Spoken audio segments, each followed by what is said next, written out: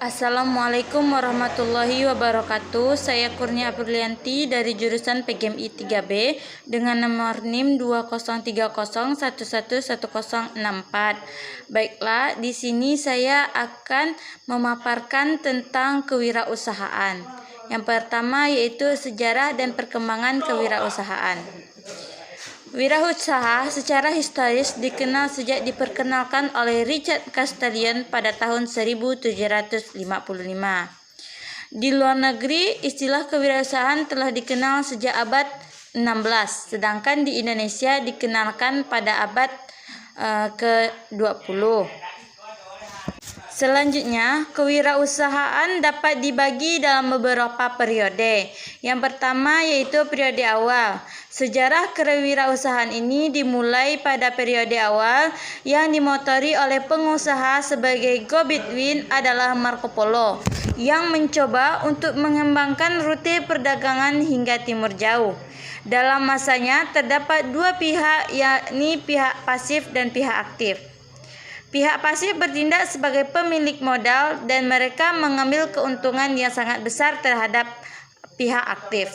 Sedangkan pihak aktif adalah pihak yang menggunakan modal tersebut untuk berdagang, antara lain dengan mengelilingi lautan.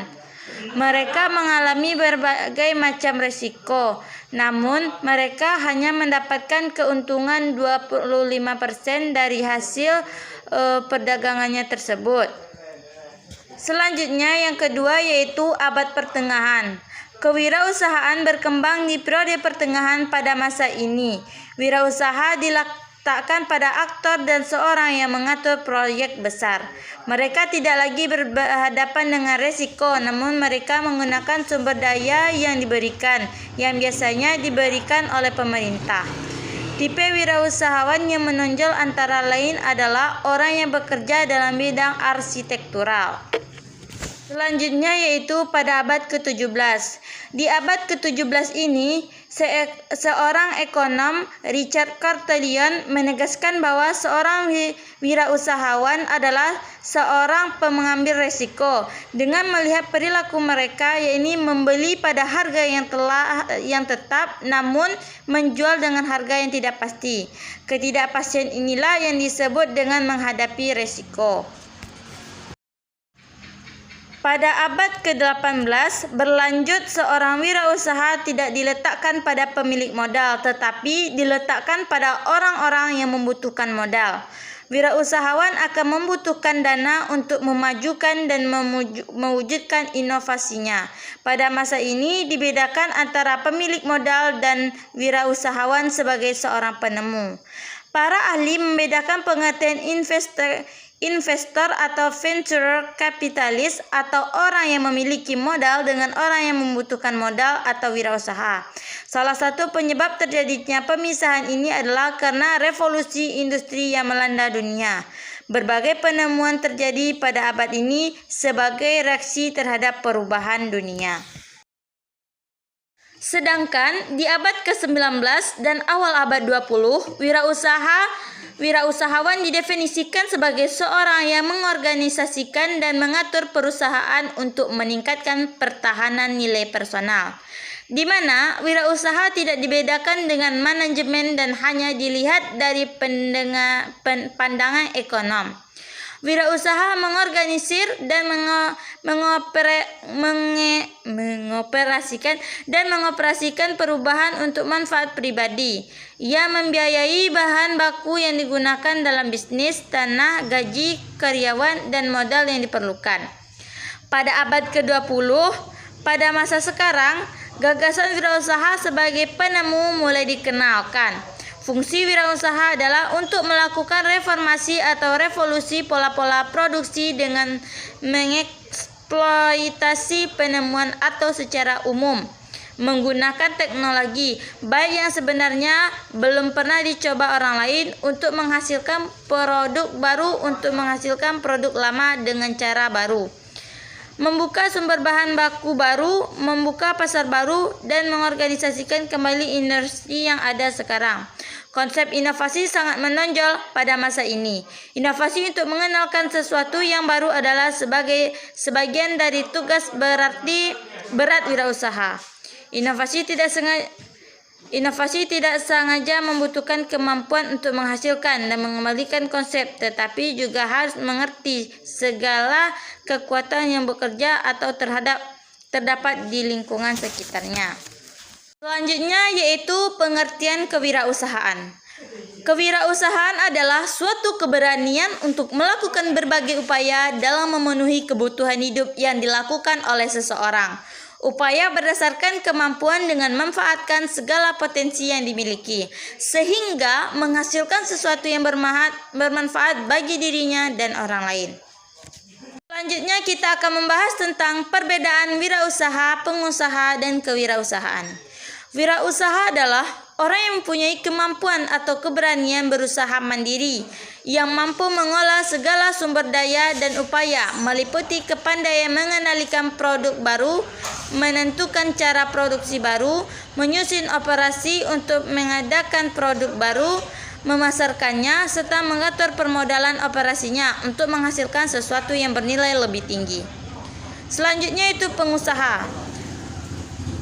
Pengusaha adalah orang yang mengusahakan untuk menjalankan kegiatan usaha jual beli atau produksi yang bertujuan mendapatkan keuntungan dan menanggung resiko yang akan terjadi.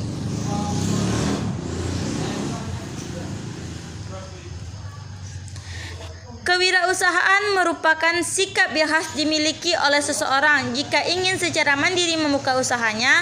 Kegiatan wirausaha itu tentu akan sangat rentan dengan resiko. Namun, seorang wirausaha mereka tidak akan menyerah menghadapi resiko tersebut, karena semakin besar resiko yang dihadapi, maka akan semakin besar pula kesuksesan menunggunya. Selanjutnya yaitu faktor penting yang bisa mengubah seseorang menjadi wirausaha. Yang pertama, pandai mengelola ketakutannya. Seorang yang smart and good atau entrepreneur pandai mengelola ketakutannya untuk membangkitkan keberanian dan kepercayaan diri dalam menghadapi suatu risiko. Yang kedua, mempunyai iris mata yang berbeda dengan yang lain. Dalam hal ini, iris mata adalah cara seseorang memandang sesuatu atau masalah, kesulitan, perubahan diri sendiri, lingkungan, tren, dan kejadian. Mimpinya lalu mencoba untuk meningkatkan nilai.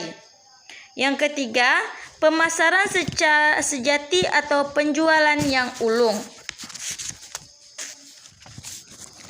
Tanpa skill ini, Anda akan memulai dengan lebih berat dan membutuhkan lebih banyak waktu. Skill ini akan mempermudah Anda dalam membangun bisnis, mengeklarasikan kecepatan pertumbuhan bisnis Anda, dan mengurangi ketergantungan modal yang besar.